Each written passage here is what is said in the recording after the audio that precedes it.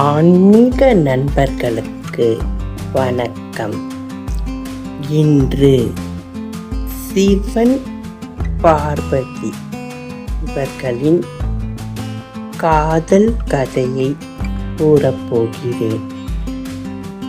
சிவன் முதல் மனைவி சதி தன்னுடைய தந்தை சிவனை அவமதித்ததால் ஹோமகுண்டத்தில் விழுந்து தன் உயிரை நீத்தாள்.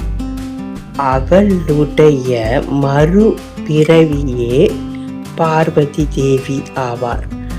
பார்வதி தேவி இமயவன் மேனகா தேவி என்ற மன்னருக்கு மகளாக பிறந்து சிவனையே நினைத்து வளர்ந்து வந்தார்.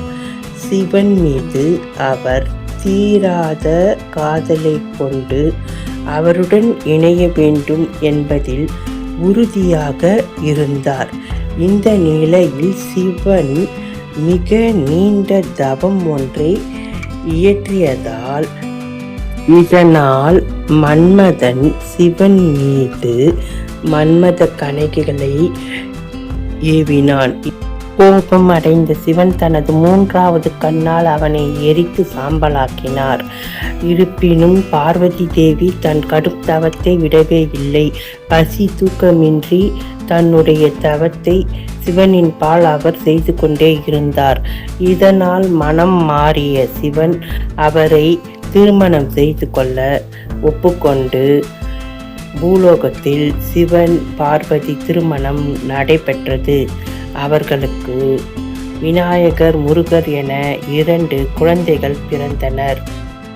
இந்த கதையின் மூலம் நாம் அறிவது என்னவென்றால், நாம் ஒருவர் மீது முழுமையான காதல் கொண்டால் அர்ப்பணிப்பு, நம்பிக்கை முதலானவைகளை நம் மனதில் கொண்டால் இறைவனாகவே இருந்தாலும் நம்மை வந்து ஆட்கொண்டு திருமணம் செய்வார் என்பது உறுதி.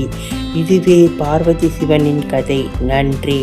இது போன்ற ஆன்மீக தகவல்களை அறிய ஆன்மீக குரு சேனலை சப்ஸ்கிரைப் செய்யுங்க.